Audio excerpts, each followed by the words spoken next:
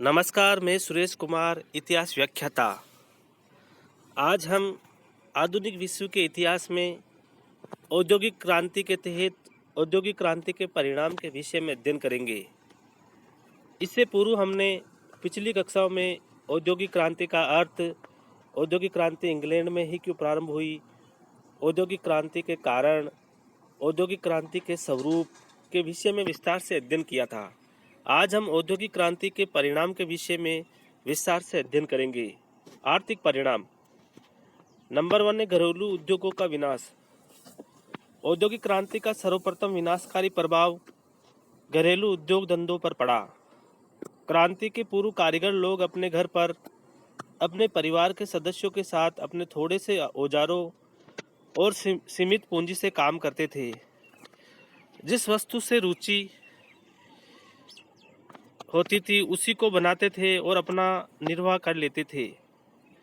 वे लोग लगभग आत्मनिर्भर तथा स्वतंत्र थे, परंतु औद्योगिक क्रांति से घरेलू उद्योग धंधे ठप हो गए। मशीनों से जो उत्पादन होता था वे हाथ के उत्पादन से काफ़ी सस्ता और सुंदर होता था। अतः घरेलू उत्पादन की वस्तुओं के ग्राहक कम हो गए और कुटीर उद्योगों में काम करने वाले कारीगर बेकार हो गए। आजीविका के लिए इन स्वतंत्र एवं दक्ष कारीगरों को कारखानों में मजदूरी करने के लिए विवश होना पड़ा। इस प्रकार कारीगरों के स्वतंत्र व्यवसाय तथा व्यक्तित्व दोनों का अंत हो गया। नंबर 2 है बड़े कारखानों की स्थापना। औद्योगिक क्रांति के प्रारंभिक काल में छोटे छोटे कारखाने स्थापित किए गए थे। उनकी सफलता से प्रोत्साहित होकर लोगों ने सोचा कि यदि वे अपनी पूंजी बड़े कारखानों और मशीनों में लगाए तो उन्हें अधिक फायदा हो सकता है। कुछ लोग ऐसे भी थे जो बड़े कारखानों के आंशिक मालिक बनने को इच्छुक थे। अतः बड़े बड़े कारखानों की स्थापना शुरू हुई जिसमें हजारों लोग एक साथ काम करते थे। संयोग की बात है कि बड़े कारखाने कार्य कुशल और लाभप्रद सिद्ध हुए। इस प्रकार के बड़े कारखानों में केवल मजदूर लोग ही काम करते थे। ऐसे लोगों को भी सेवा में रख लिया जाता था जो हर समय खर्च घटाने, प्रति व्यक्ति से अधिक काम लेने और कारखानों में बनने वाले माल के लिए और बाजार खोजने के तौर तरीकों का अध्ययन कर सके।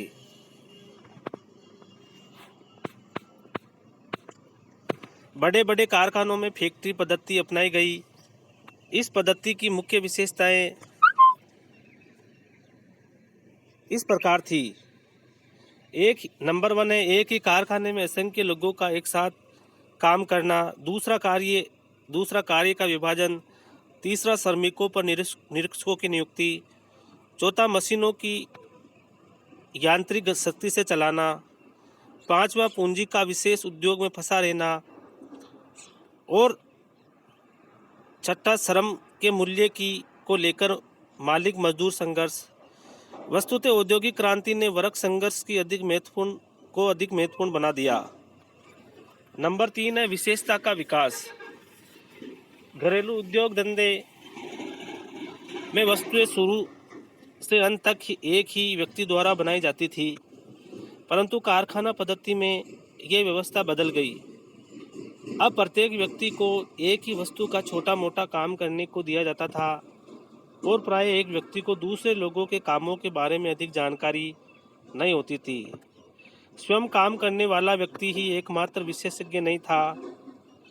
कारखानों में अन्य बहुत से विशेषज्ञ होते थे।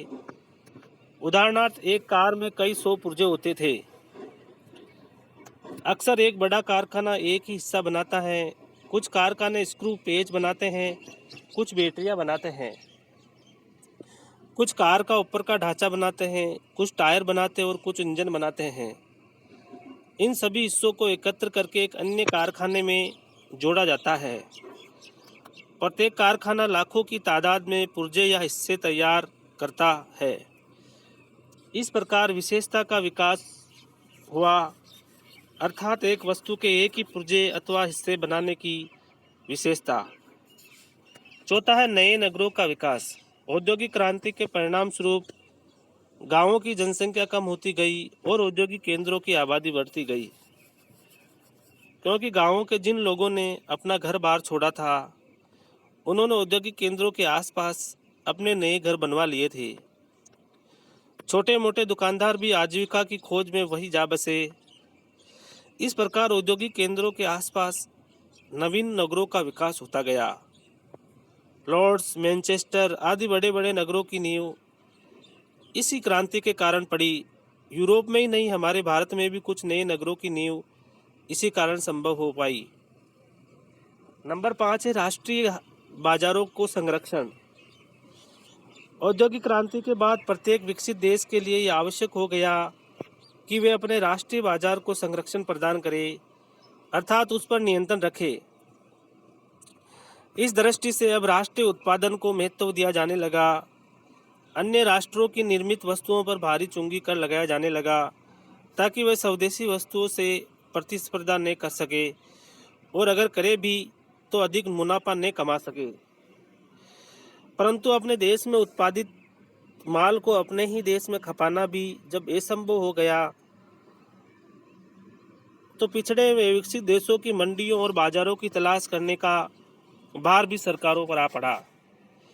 इसी दृष्टि से औपनिवेशिक साम्राज्यवादी सरकारों ने उपनिवेशों के साथ व्यापारिक नियमों को काफी कठोर बना दिया ताकि अन्य देश अथवा उनके अपने ही उपनिवेश एक दूसरे के साथ सीधा व्यापार न कर सके।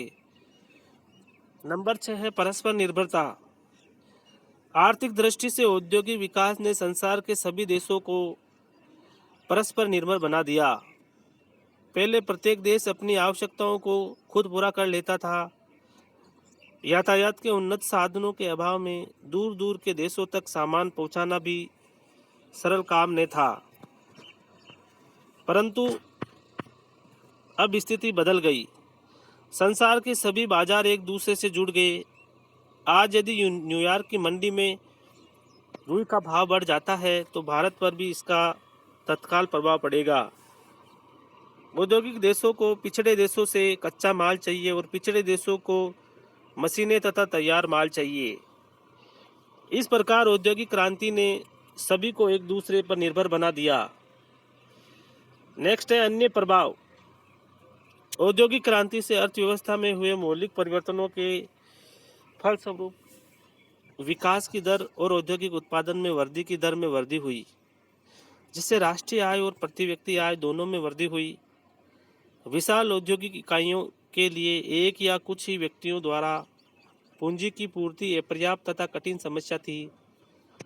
अतः अंशों में विभाजित पूंजी को एकत्र करने के लिए संयुक्त पूंजी कंपनियों का विकास हुआ। प्रारंभ में इन कंपनियों की पूंजी उधार लेने का असीमित अधिकार था, परंतु बाद में सीमित उत्तरदायित्व का सिद्धांत लागू किया गया। औद्योगिक क्रांति से उत्पादन में तेजी से वृद्धि हुई तथा लागत में भी कमी आई। उदाहरण के लिए इंग्लैंड में 60 साल की अवधि में लोहे के उत्पादन में 37 गुना वृद्धि, कोयला उत्पादन में 10 गुना वृद्धि, कपास के उपयोग में 40 गुना वृद्धि, बड़े पैमाने की उत्पत्ति आंतरिक और बाह्य बचते मिलने से उत्पादन लागत भी बहुत कम हो गई थी। इससे सस्ती वस्तुएं उपलब्ध होने लगी। औद्योगिक क्रांति के पूर्व व्यापारिक वर्ग उद्योगपतियों पर हावी था और व्यापारिक वर्ग अधिक प्रभावशाली भी था।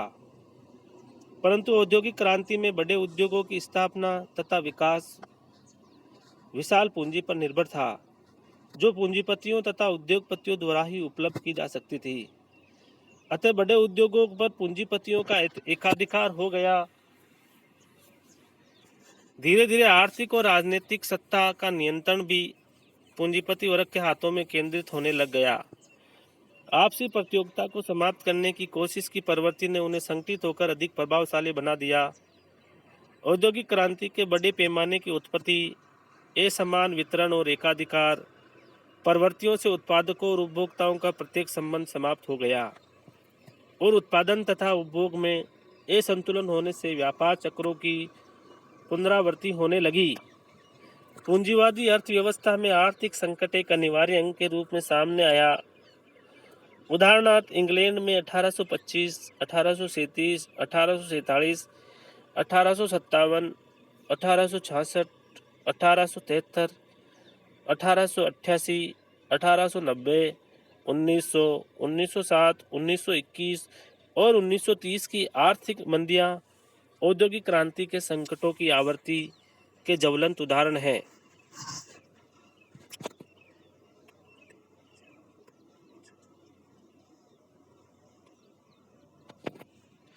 नेक्स्ट है सामाजिक प्रभाव।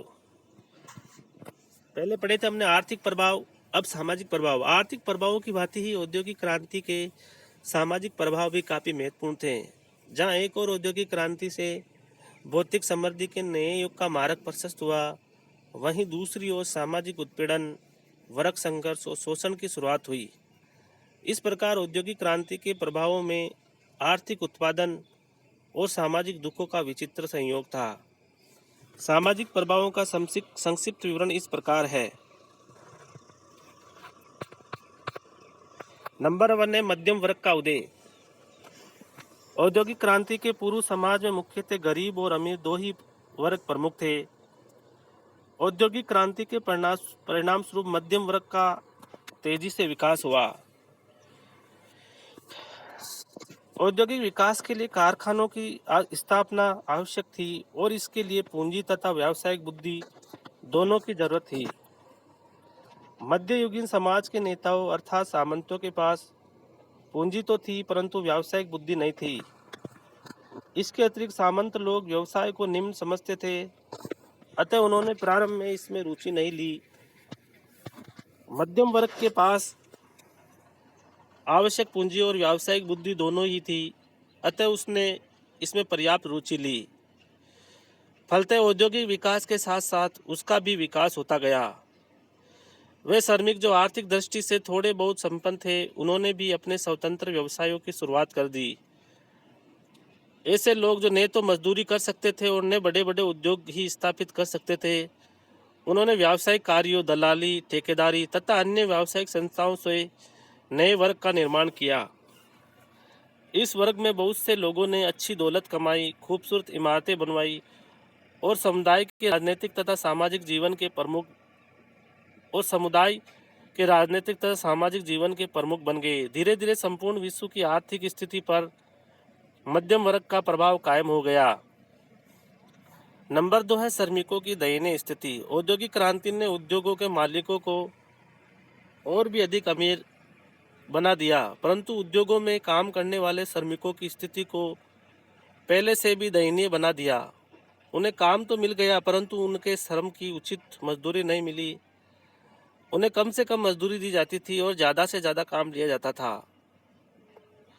पुरुषों को आमतौर पर प्रतिदिन 12 से 15 घंटे काम करना पड़ता था। विवश होकर उन्हें अपनी स्त्रियों और छोटे छोटे बच्चों को भी काम पर भेजना पड़ता था।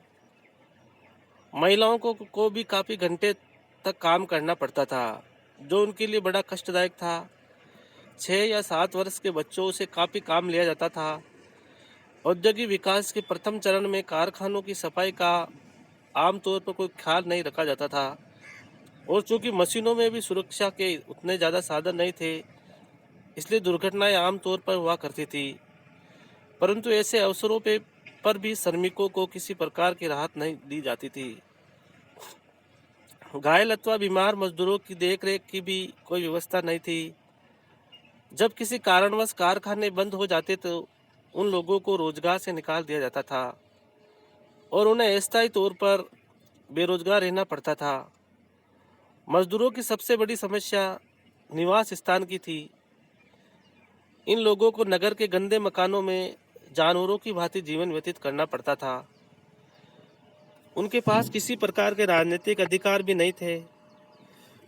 उनमें आपसी एकता का अभाव था, क्योंकि उनमें से अधिकांश गांव के भोले भाले किसान थे जो पहली बार आजीविका की तलाश में शहरी जीवन बिता रहे थे। इन सब दोषों को दूर करने के लिए मजदूरों को एक दीर्घकालीन और तीव्र संघर्ष करना पड़ा।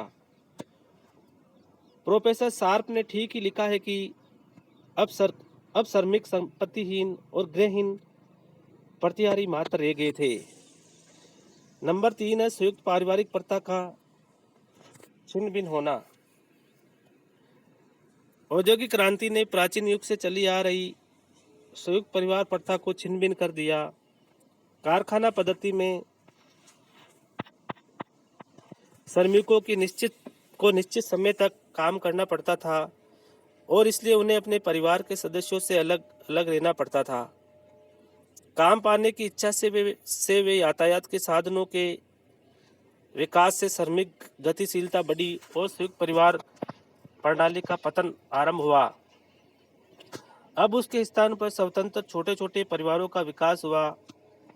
इन स्वतंत्र परिवारों को का प्रेम युगल दंपति तक ही सीमित होता था, जिससे पारिवारिक प्रेम का स्रोत सूखने लग गया। अब उसका ध्यान केवल अपने बच्चों तक ही सीमित रह गया। चूंकि अब नारी भी कमाने लगी थी, अतः उसकी आर्थिक स्वतंत्रता का युग आया। वे स्वतंत्र है, पुरुष के अधीन नहीं है और न ही पुरुष पर आश्रित है। इस प्रकार की भावना का विकास हुआ जिससे पवित्र प्रेम का स्रोत सूख गया। नंबर 4 है अनैतिकता का विकास।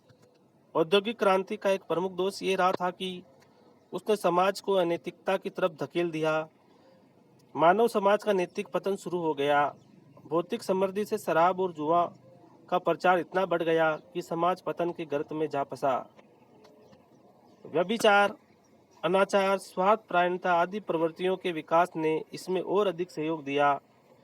दुर्भाग्यवश इन बुराइयों का सबसे घातक प्रभाव निम्न श्रेणी के लोगों पर अधिक पड़ा। नंबर 5 है जन स्वास्थ्य की समस्या। औद्योगिक विकास के साथ साथ शहरों में रहने वाले लोगों के स्वास्थ्य की समस्याएं भी अपने खतरनाक रूप में प्रकट हुई। अधिक समय तक बिना विश्राम किए तथा अस्वास्थ्यप्रद दूषित वातावरण में काम करने, गंदी बस्तियों में रहने तथा शुद्ध पेयजल की व्यवस्था न होने से अनेकानेक रोगों का प्रकोप बढ़ा। कारखानों की चिमनियों से निकलने वाले धुएं ने नगरों का वायुमंडल दूषित कर दिया। पेट्रोल तथा डीजल से चलने वाली गाड़ियों ने वातावरण को और अधिक दूषित बनाने में सहयोग दिया। इन सभी के परिणाम स्वरूप जन स्वास्थ्य पर बुरा प्रभाव पड़ा। नंबर 6 है गंदी बस्तियों की समस्या। औद्योगिक क्रांति ने गंदी बस्तियों के विकास में महत्वपूर्ण योग दिया। श्रमिकों तथा निम्न आय के परिवार कारखानों के इर्द गिर्द बहुत सटे हुए क्वार्टरों और झोपड़ों में बस गए। इस स्थिति ने गंदी बस्तियों को जन्म दिया। जहाँ कहीं भी कारखाने स्थापित हुए, इनकी संख्या बढ़ती चली गई और आज के नगरों में ये एक रोग के रूप में फैला हुआ है। गंदी बस्तियों में रहने वाले बच्चों पर वहाँ के वातावरण का घातक प्रभाव पड़ता था और बड़े होने पर उनमें से बहुत से अपराधी बन जाते थे। धीरे धीरे राजनीतिज्ञों तथा समाज सुधारकों का ध्यान इस तरफ आकर्षित हुआ और वे अनुभव करने लगे कि गंदी बस्तियां समाज में सबको लिए महंगी पड़ती है।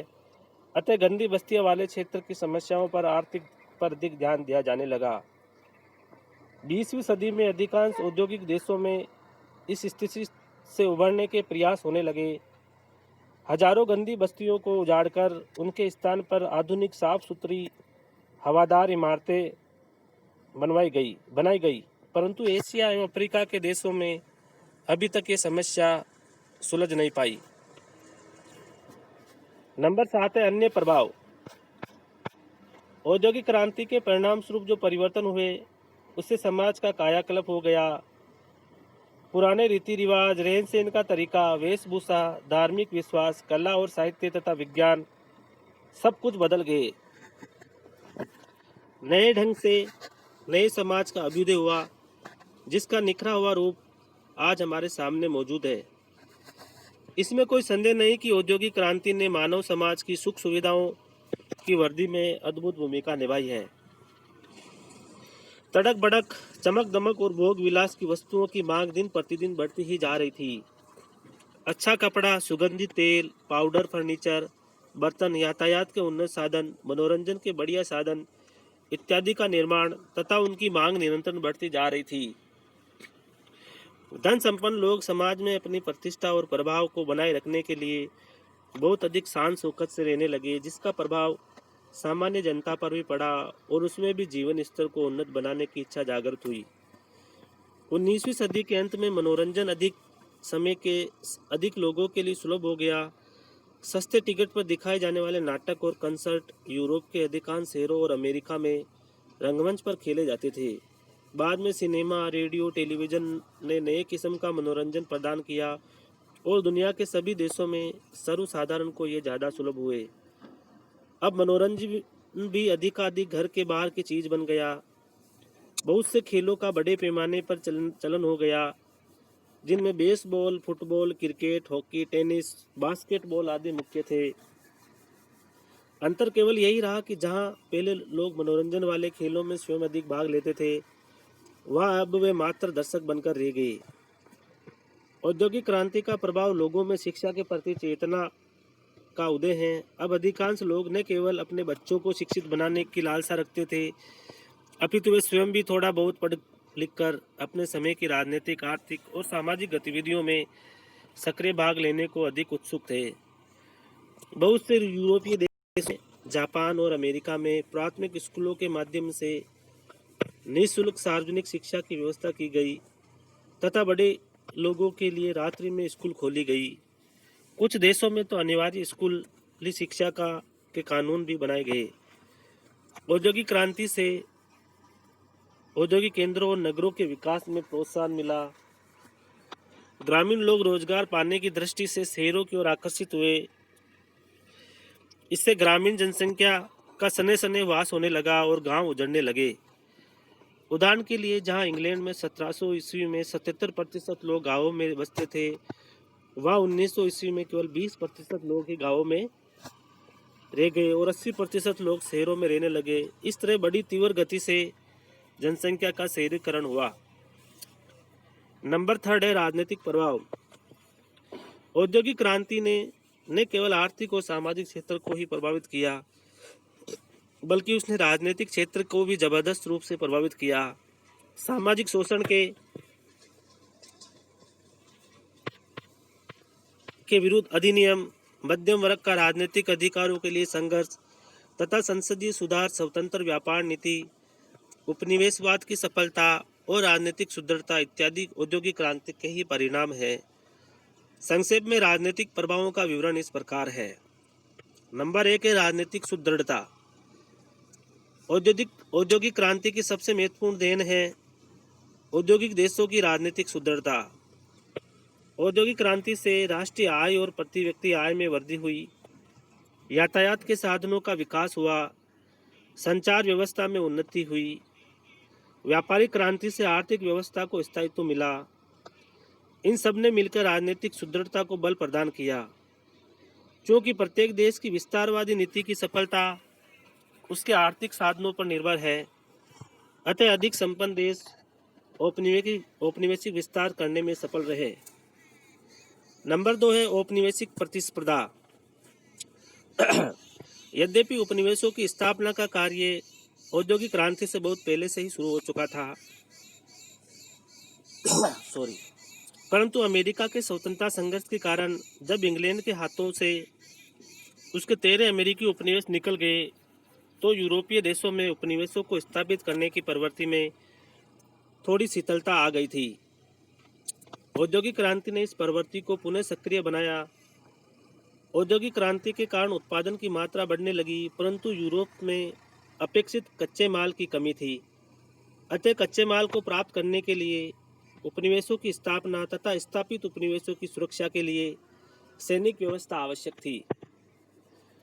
उत्पादित माल को खपाने के लिए बाजारों की आवश्यकता थी और इस आवश्यकता की पूर्ति भी उपनिवेशों से हो सकती थी। अतः उपनिवेशों को स्थापित करने अथवा विकसित देशों का राजनीतिक नियंत्रण प्राप्त करने की प्रवृत्ति को बल मिला। इसी को हम साम्राज्यवाद कहते हैं। इस दौड़ में इंग्लैंड सबसे आगे निकल गया। फ्रांस, हॉलैंड, बेल्जियम, पुर्तगाल और रूस ने भी अपने अपने साम्राज्यों का विस्तार किया, परंतु इस दौड़ में जर्मनी और इटली काफी पीछे रह गए, क्योंकि एक राष्ट्रीय शक्ति के रूप में वे 1870 ईस्वी में अंतर्राष्ट्रीय राजनीतिक रंगमंच पर प्रकट हो गए थे। अतः स्वाभाविक था कि इन दोनों राष्ट्रों में दूसरे राष्ट्रों के प्रति मनमुटाव पैदा हो। इससे प्रत्येक देश को अपनी सुरक्षा की चिंता लग गई और उसने अपने विरोधी देश के विरुद्ध अपने मित्र देशों के साथ सैनिक संधियां कर ली, जिसका परिणाम ये हुआ कि संसार दो परस्पर विरोधी गुटों में बंट गया और प्रथम तथा द्वितीय महायुद्ध लड़े गए। नंबर 3 है विदेश नीतियों में परिवर्तन। औद्योगिक क्रांति ने यूरोप के औद्योगिक देशों की विदेश नीतियों को भी प्रभावित किया। पहले देश धार्मिक युद्धों तथा जातीय युद्धों में अधिक उलझे हुए थे। अब धर्म तथा जाति की बात गौण हो गई और उसके स्थान पर उपनिवेशों तथा अविकसित देशों के नियंत्रण अथवा राष्ट्रीय हितों की बात अधिक महत्वपूर्ण हो गई।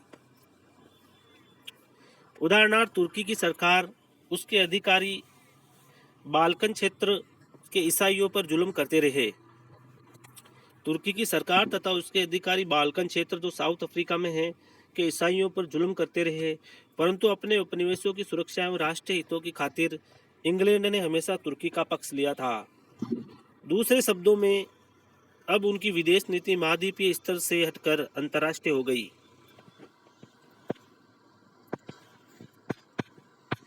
नेक्स्ट है मध्यम वर्ग का राजनीतिक उत्कर्ष। औद्योगिक क्रांति को सफल बनाने में तथा उससे अधिकाधिक लाभ उठाने वाला मध्यम वर्ग ही था।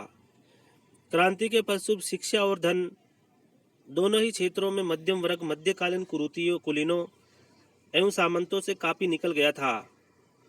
परंतु जहां तक राजनीतिक अधिकारों का सवाल था, मध्यम वर्ग की स्थिति में कोई परिवर्तन नहीं आ पाया था। उसके पास किसी प्रकार के राजनीतिक अधिकार नहीं थे। संसद तथा प्रशासन में उसका प्रतिनिधित्व नहीं था। यद्यपि प्रशासन को करों के रूप में इस वर्ग से काफी आय होती थी, अतः इस वर्ग में अधिकारों को प्राप्त करने तथा कुलीनों के साथ समानता का दर्जा लेने की तीव्र इच्छा उत्पन्न हुई। एक आश्चर्य की बात है कि औद्योगिक क्रांति सर्वप्रथम इंग्लैंड में हुई थी, परंतु अमेरिका के मध्यम वर्ग को सबसे पहले राजनीतिक अधिकार प्राप्त हुए थे। ये एक आश्चर्य की बात है कि औद्योगिक क्रांति सर्वप्रथम इंग्लैंड में हुई थी, परंतु अमेरिका के मध्यम वर्ग को सबसे पहले राजनीतिक अधिकार प्राप्त हुए। उसके बाद फ्रांस के मध्यम वर्ग में अधिकार प्राप्त हुए। 1832 ईस्वी में इंग्लैंड के मध्यम वर्ग को अधिकार प्राप्त हुए, जबकि उदारवादी दल की सरकार ने प्रथम सुधार बिल पास करवाया था।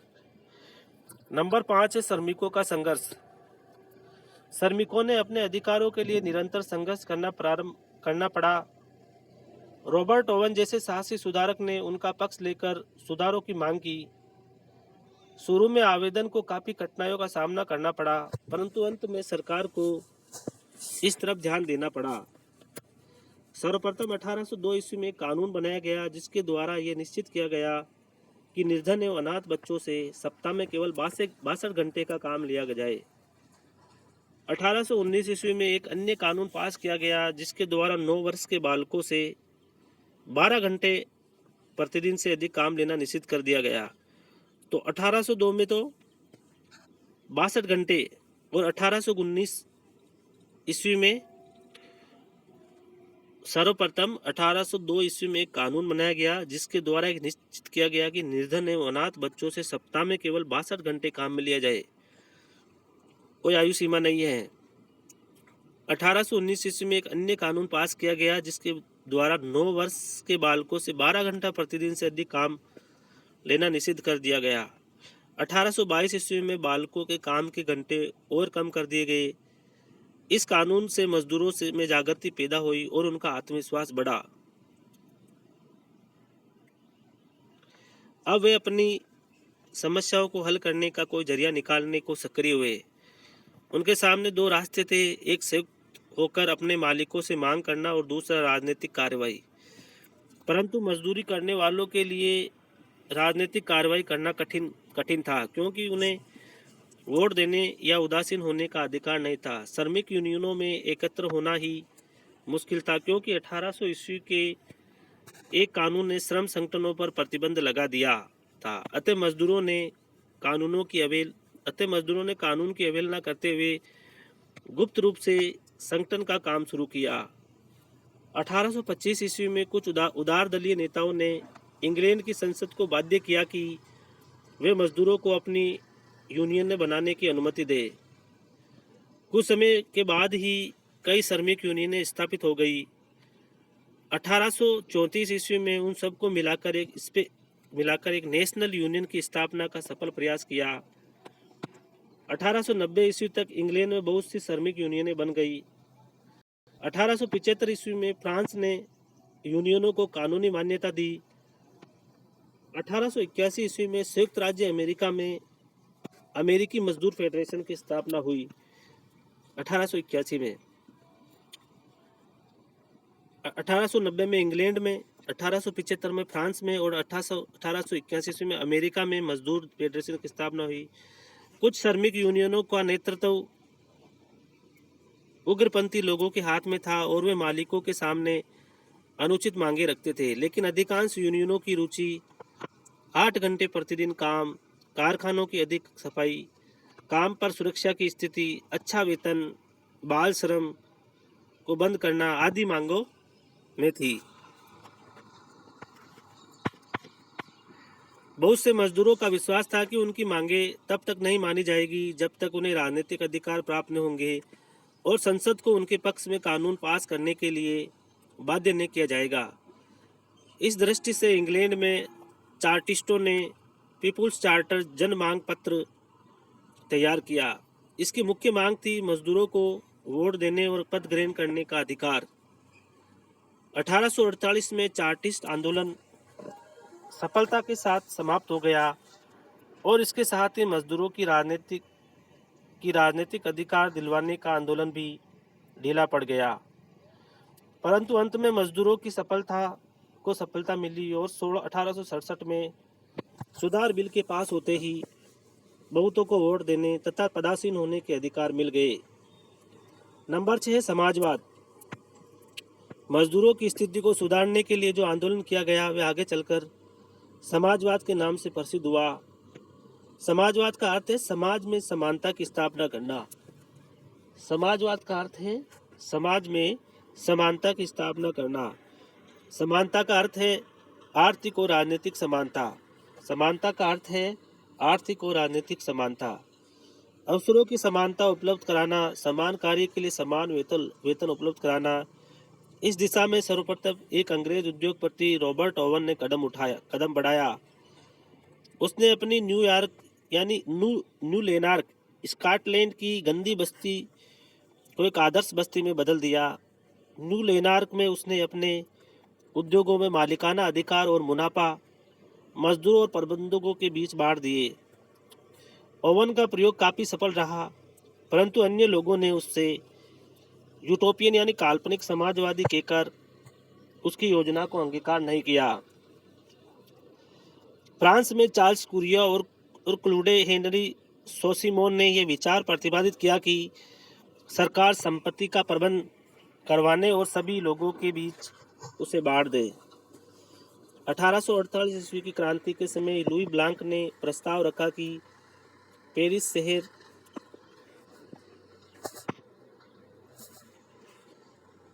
के बेरोजगारों के लिए सरकार को कारखाने खोलने चाहिए। 1848 में लुई ब्लांक जो फ्रांस का था ने प्रस्ताव रखा था कि पेरिस शहर के बेरोजगारों के लिए सरकार को कारखाने खोलने चाहिए। समाजवादी विचारधारा को अमर रूप प्रदान करने का श्रेय भी दो प्रमुख जर्मन सोशलिस्टों यानी कार्ल मार्क्स 1818 से 1883 और फ्रेडरिक एंगल्स को दिया जाता है। 1848 ईस्वी में इन दोनों ने मिलकर कम्युनिस्ट घोषणा पत्र प्रकाशित करवाया। कार्ल मार्क्स 1818 से 1883, फ्रेडरिक एंगल्स 1848 ईस्वी में स्थिति को सुधारने संबंधी विचारों का 1848 में इन दोनों ने मिलकर कम्युनिस्ट घोषणा पत्र प्रकाशित करवाया। इसमें मजदूरों की निर्धन स्थिति को सुधारने संबंधी विचारों का प्रतिपादन किया गया था।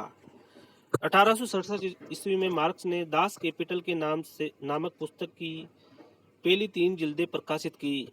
इन पुस्तकों में उन्होंने बहुत विस्तार के साथ अपने सिद्धांत को स्पष्ट किया था, जो कि मार्क्सवादी समाजवाद या साम्यवाद के रूप में पुकारे गए।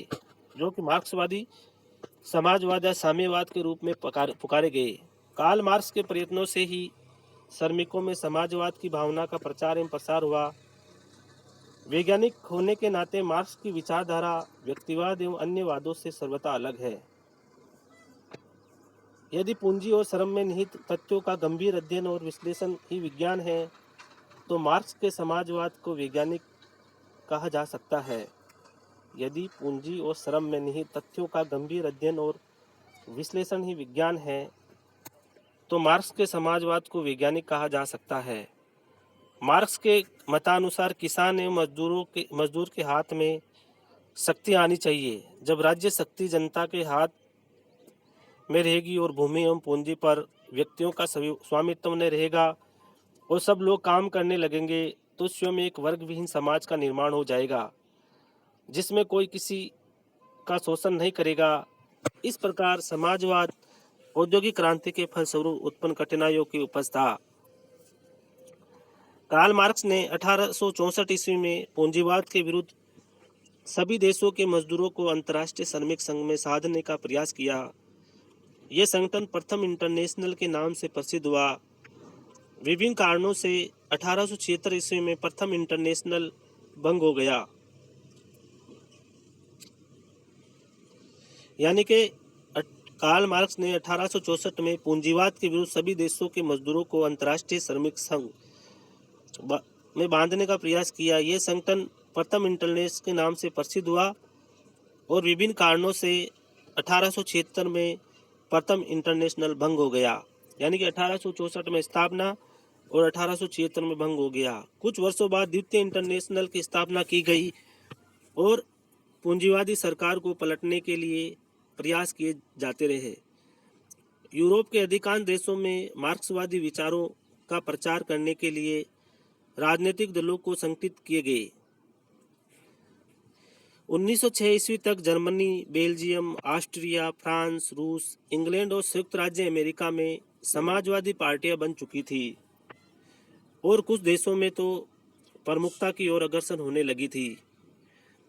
1917 ईस्वी में रूस की राज्य क्रांति और साम्यवादी शासन की स्थापना से समाजवाद को बहुत बल प्राप्त हुआ। इस प्रकार उपयुक्त विवरण से स्पष्ट है कि औद्योगिक क्रांति के परिणाम स्वरूप आर्थिक, सामाजिक और राजनीतिक क्षेत्रों में महत्वपूर्ण मौलिक परिवर्तन हुए। आर्थिक दृष्टि से समृद्धि के प्रारंभिक वर्षों में सामाजिक उत्पीड़न की प्रक्रिया प्रबल रही, तो संक्रमण काल में इन बुराइयों का पाया जाना संभव भी था, परंतु धीरे धीरे एक सुदृढ़ औद्योगिक श्रमिक वर्ग अपनी आर्थिक एवं राजनीतिक स्थिति को सुधारने में सफल रहा।